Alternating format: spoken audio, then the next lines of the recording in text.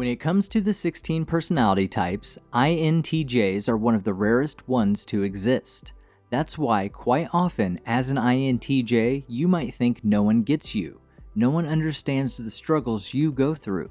But don't worry, I get you. And that's why today, in this video, I'm talking about the top 7 things only true INTJs understand and go through. But hey, even if you're not an INTJ, you should stay tuned and watch till the end of the video because trust me, it will really help you understand your INTJ friends and partners a lot better. Let's get into it. Welcome to Success for Breakfast, where I'm serving up brain food made simple. Hit that subscribe button to get the latest videos created to give you the tools to level up your life. Starting things off for us today, and number 7 is they always envision what the future could be like. Most people focus on the present moment, but that is not the case for an INTJ. If I talk about an INTJ's cognitive functions, their most dominating one is their introverted intuition, and that's why as an INTJ they'll often notice that they're somehow always envisioning a future that's far away and all the things they can achieve until then.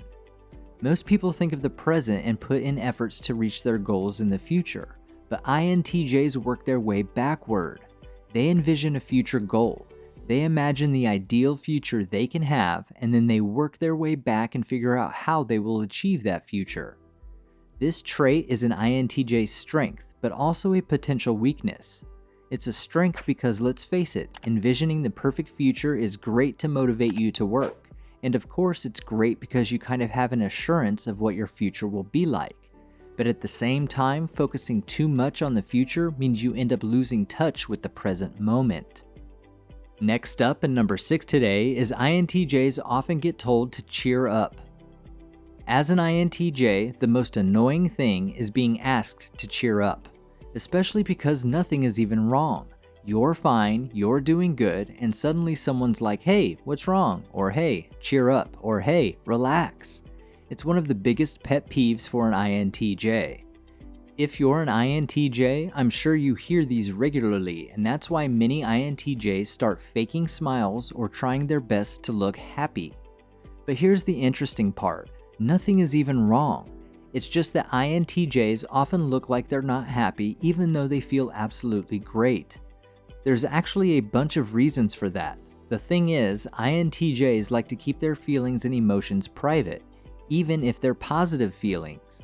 That can be explained by another one of their cognitive functions, introverted feeling. They don't think it's useful to be hyper or cheerful all the time, and they don't even like showing their emotions too much unless someone has really gained their trust. That's why even when they're really happy, they probably won't show it on their faces. And because of that, most people think that they're worried or distressed, and many even view them as cold robots. For INTJ men, most people view them as angry or too serious. INTJ women are often viewed as intimidating because their serious expression is seen as cold or aloof. Or to put it another way, it's more known as the RBF. Number 5 on today's list of things only true INTJs will understand is they care more about their own morals. All around the world, peer pressure is very common. Many people end up doing things they don't like or they don't want just to fit in society. Many of us might relate to this, but an INTJ would never. When it comes to INTJs, they focus more on their own intuition and their own opinion instead of focusing on what society thinks. Their intuition, combined with their introverted feeling cognitive function, means that they're unique to their own moral codes and their own ideas. When it comes to protecting their own moral standards, INTJs are always very determined, and sometimes they can get stubborn about it too. Sure, that can be considered a weakness, but looking at the bigger picture, it's great that they don't care what society thinks. So next time you see an INTJ friend being stubborn about their opinions, now you know why. If you've gotten some value from this video so far, please show your appreciation and hit that like button. That signals YouTube that you think other people could benefit from this video too. Next on the list, and number 4 today, is they often get overstimulated. As an INTJ, it can often be difficult for them to process too much information. For INTJs, their extroverted sensing function, which is the most inferior one of their functions, is the reason for this, and that means they stay in their head. That's why oftentimes INTJs can be fully aware of their surroundings. However, oftentimes they live more in their head than in the present world. And that's why loud noises, unpleasant environments, or sensory interruptions can overstimulate an INTJ, and they can get quite stressed because of them. Even small details can really overwhelm them, so you always need to be careful with INTJs. But the good news is that this function starts developing during their midlife or a bit later, so as an INTJ grows and matures, they get a lot better at handling sensory data. Starting our top 3 things only true INTJs will understand is they just can't stand inefficiency. Sure, one of their huge pet peeves is being told to cheer up or smile more. But an even bigger pet peeve for them is someone being inefficient. They simply can't stand it. I mean, sometimes you might get annoyed or think they're being too demanding, but it's just something they can't control. The thing is that INTJs are extremely organized, and they like to keep things organized, and they like to keep everything going according to plan. And they simply want everyone else to do that too. If they're managing a team, they would expect very highly of everyone, and they'll demand everyone be competent and work efficiently. Yes, it might seem like a good thing, but sometimes it can have a huge dark side as well. Sometimes they end up setting a very high bar. INTJs think laziness, procrastination, and any other feelings have to be kept aside until the task is done and dusted perfectly. For them, it might seem achievable, but for other people, it can become too much to handle. Because INTJs don't want work that's just good enough, they want work to be perfect. And when other people don't do that, it can make their blood boil, and for others, it can become quite stressful. In the runner-up spot, and number 2 today, is they love being prepared.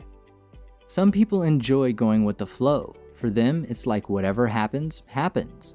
Well, these kinds of peoples will be the worst partners for an INTJ, because for an INTJ, everything has to be perfectly planned out. Spontaneous just isn't a word in the dictionary of an INTJ.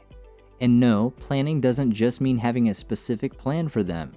They need a plan, yes, but then they also need a contingency plan in case their actual plan doesn't work out. And usually, INTJs may even develop a contingency plan for their contingency plan.